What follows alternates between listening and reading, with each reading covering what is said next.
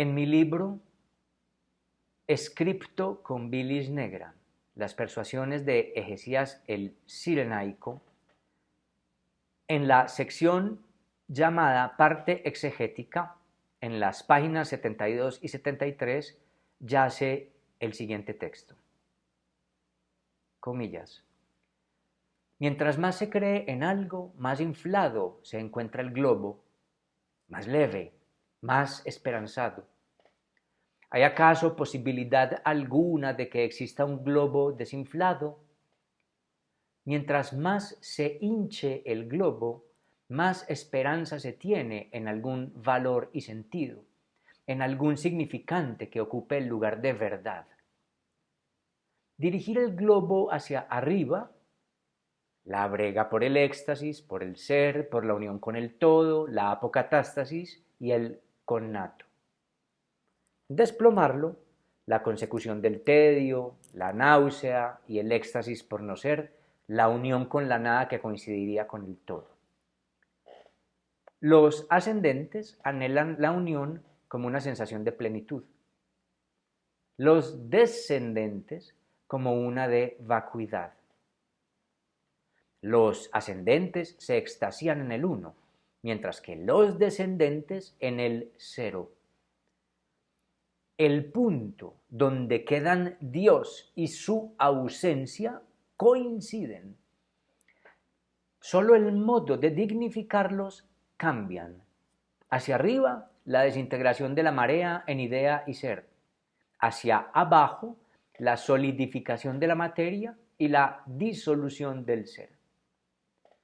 En los extremos, tanto el ser y la nada, el siempre y el nunca, el uno y el cero, el sí y el no coinciden, se confunden. Los misticismos, el encuentro entonces con los límites del lenguaje. Comte Sponville, en Sobre el cuerpo, afirma que, comillas, no hay éxtasis que no sea corporal. Una droga podría producir el mismo efecto. ¿Y qué prueba una droga? Cierro comillas. ¿Qué hace que la certitud inexpresable del éxtasis sea un acontecimiento trascendente religioso o meramente corporal? El universo que habitaba el padeciente y cómo se sostenía en él. Porque una experiencia mística puede conseguir que un impío crea en alguna deidad o que un pío apostate. Allí donde unos ven el ser, otros ven el no ser. No es más que una diferencia hipoléptica.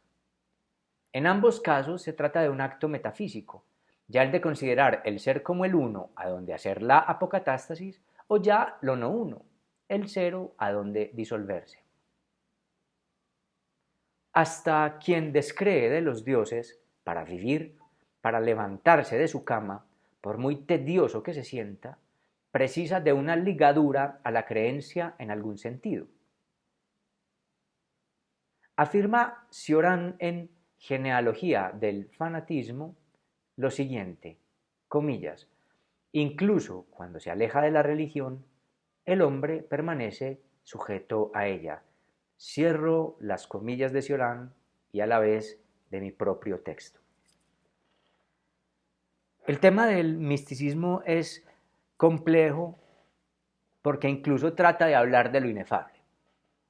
Si leemos a los místicos o si tenemos la oportunidad de escuchar a alguno, nos damos cuenta de que se acercan al oxímoron, se acercan a la paradoja, llegan a casi niveles, no, a casi no, llegan a niveles poéticos para hablar, pero poéticos ya no solamente con la poética tradicional del lenguaje, sino poéticos en el sentido del poeta, del que ritma y compone poemas, que es el modo más extremo de forzar las leyes del lenguaje y de jugar con el propio lenguaje para tratar incluso de fabricar imágenes y de decir lo que no puede ser dicho.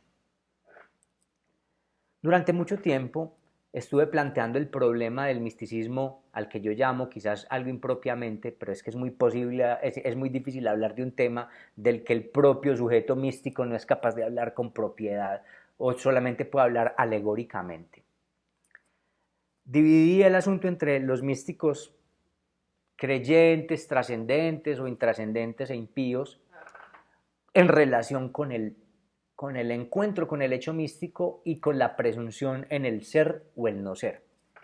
Esta división, como todas las taxonomías, traen sus problemas, porque por ejemplo no podemos hablar que el budismo sea intrascendente,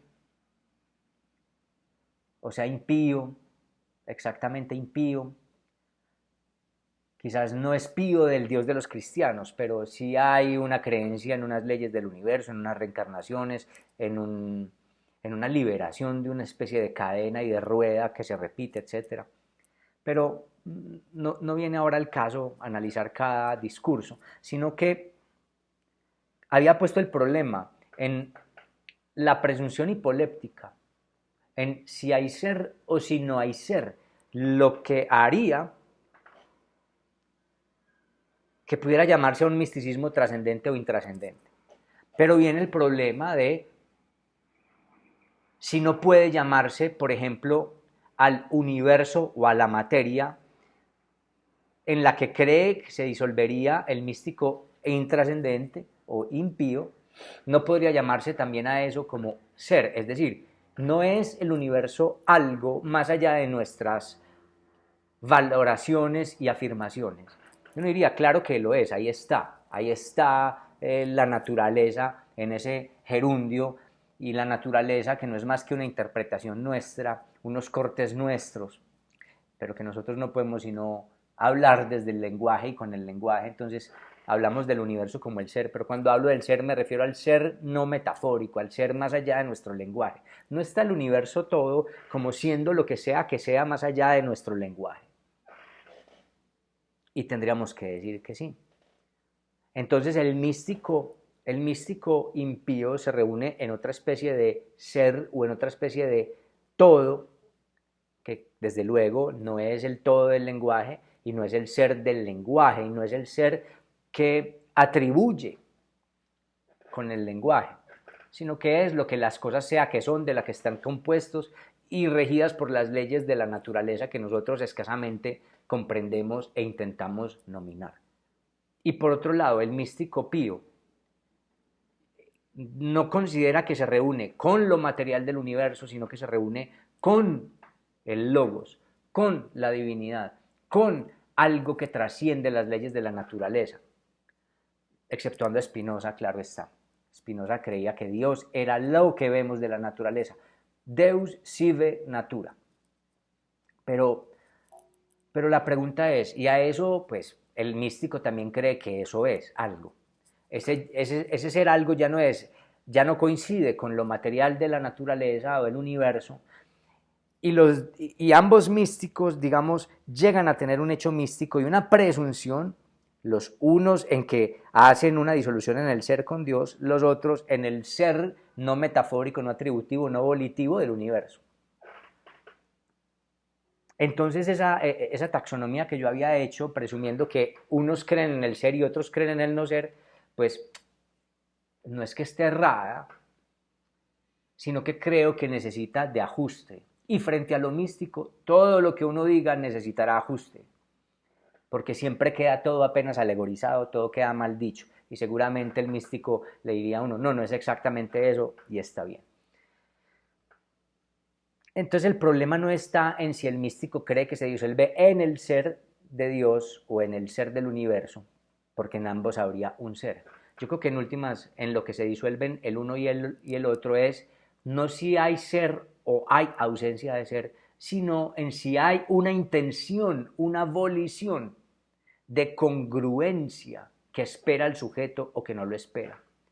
El místico impío no cree en volición alguna. Es un místico intrascendente en el sentido que padece un hecho místico, una salida del lenguaje, una caída del lenguaje o un deshacimiento del lugar temporal, tradicional, del lugar usual en el que está en el lenguaje, para al volver saber que hay un lugar en el lenguaje que no es metafórico, y presume luego que al morir simplemente hay disolución de átomos que se separan, hay una descomposición de lo atómico. Pero no espera, no se siente esperado, no se siente congruido, no siente que hay una trascendencia en la muerte, sino que siente acaso si hace de esa experiencia mística un hecho energético, es decir, agencial, hace que lo trascendente sea la vida al saber la intrascendencia de lo póstumo. El místico pío sí cree que se reúne con una abolición que lo ha esperado, que lo retribuye y de la que puede gozarse. El místico pío considera que algo de él perdura, que eso que perdura había sido pensado desde antes para que viniera a vivir y que hay algo que espera y que al menos a ese místico le incumbe esperar. Entonces ahí es una relación de amor recíproca. Claro que hay matices. Yo en estos días he estado leyendo y traduciendo el texto de las vidas místicas de Pseudo Dionisio Areopagita, y yo veo que hay amor del místico por lograr avanzar hacia las tinieblas inefables, pero no logro ver exactamente que haya una presunción de amor de las tinieblas inefables hacia él, aunque uno podría presumir que sí, porque está inscripto dentro del discurso cristiano y se supone que, pues, que Dios, el Dios cristiano es amor, entonces no tiene por qué andarlo diciendo. Sus referencias a la Biblia simplemente sitúan al lector en el contexto de que quien habla allí, el autor Pseudo Dionisio, está situado en el cristianismo y hay que presumir todo el contexto cristiano, que Dios es amor. Entonces, bueno, sí habría también pues como una relación recíproca. Pero en el texto de las vidas místicas no se habla del amor que las tinieblas o que ese lugar supraesencial emane hacia el místico, sino solamente que se sitúa en todo el esfuerzo místico por ascender arduamente, abandonando apofáticamente, todo lo que conoce, todo lo que siente, todo lo que es, para poder llegar a ese lugar de ese más allá del cuerpo, más allá de la intelección, más allá de los sentidos, más allá de las ideas, que es el mismo Dios que allí se habla prácticamente como en tinieblas, gnosos. Mientras que el místico impío considera que lo trascendente es la vida porque ha conocido algo de las posibilidades e imposibilidades del decir y del lenguaje habiendo padecido el hecho místico, pero no suponiendo en lo póstumo que algo de él permanece. El místico pío se siente, digamos, parte de un proyecto amoroso, o por lo menos un proyecto, para incluir también a los místicos píos no cristianos, o no creyentes en el Dios de Abraham, pues, o en el Dios de las tres religiones famosas de nuestro entorno. Hay otros misticismos, están los misticismos paganos, están los misticismos del lejano oriente también, que no tienen las mismas condiciones y las mismas características del cristianismo, ni de la mística, digamos, de los hebreos. El místico al menos se siente parte, el místico pío se siente al menos parte de un proyecto de algo que lo excede, pero de lo que él es parte y de lo que él tiene una acción que ofrecer. El místico impío sabe que no hace parte de un proyecto, que nada de él en cuanto al universo simbólico perdura, no hay alma, no hay conciencia que perdure, no hay ningún proyecto, no hay ninguna trascendencia póstuma, sino que haber sabido y padecido lo que padeció como místico hace que la trascendencia sea exclusivamente en la vida, en su vida breve e insensata. Mientras que para el místico pío la trascendencia es en su vida por haber padecido el hecho místico que le constata la existencia del proyecto, Para el místico pío, padecer el hecho místico es la confirmación, porque lo siente como un hecho verdadero, porque lo padeció.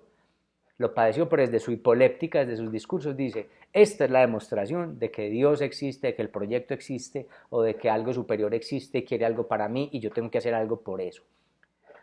Entonces, el místico pío siente como trascendente la vida por haber padecido el hecho místico, pero también siente trascendente a lo póstumo, al más allá de la vida, porque siente que algo de él, que él tiene agencia en su aquí y en su ahora, para hacer que eso que permanecerá más allá de la muerte tenga una posibilidad de participar del proyecto posterior. Es decir, que lo que hace el místico pío en vida tiene consecuencias en eso que perdurará más allá de la vida. Si fue malo, si se desvió del proyecto, si no atendió el proyecto, pues cuando se muera algo le pasará, lo castigarán, o no participará, o no habrá apocatástasis, o no gozará de la plenitud, etc. Mientras que para el místico impío, la única trascendencia está en su aquí y en su ahora. Entonces creo que yo había planteado el problema fundamental, pues estribado en la pregunta por el ser, y eso me trajo unos rendimientos y también unos límites y desde luego unas paradojas. Creo que estaría mejor ponerlo no en términos de si el místico pío cree en el ser y el místico impío cree en el no ser, porque eso no se cumple. Yo creo que los budistas no creen en el ser, sino que creen en el vacío, y aún así yo los considero místicos píos trascendentes, que para ellos hay una trascendencia, unas metempsicosis y una posibilidad de la ruptura de la cadena de las reencarnaciones. Entonces creo que el problema planteado por el ser estaba, digamos, trajo unas lucideces, pero también trajo unas paradojas y unas contradicciones. Entonces replanteo el problema. El problema no es si el místico cree en el ser y entonces cree en lo uno, y el otro entonces creerá en el no ser, porque ya vemos que eso en otras religiones, no, esa taxonomía no se cumple, o en esas otras creencias, o en esas otras éticas, eso no se cumple, sino que el problema está en últimas el místico se une en el uno, que viene siendo, ¿no? El uno y el cero ya no serán el ser y el no ser, sino que serán una volición consciente que que elabora un proyecto y que espera algo de quien sabe la conciencia del proyecto, o el cero será la ausencia de volición. En últimas, el místico se une con la ilusión de que hay una volición de la que él participa, en la que él está incumbido y en la que él puede hacer algo, él el místico, o el místico impío se reunirá, no se reunirá con nadie porque ya no será nadie y no hay ninguna volición. Es decir, que realmente el misticismo no lo es en unión con el ser, el misticismo no es del ser, sino del ser atado a una volición o del ser ausente de volición. Si el logos está congruido o no hay logos.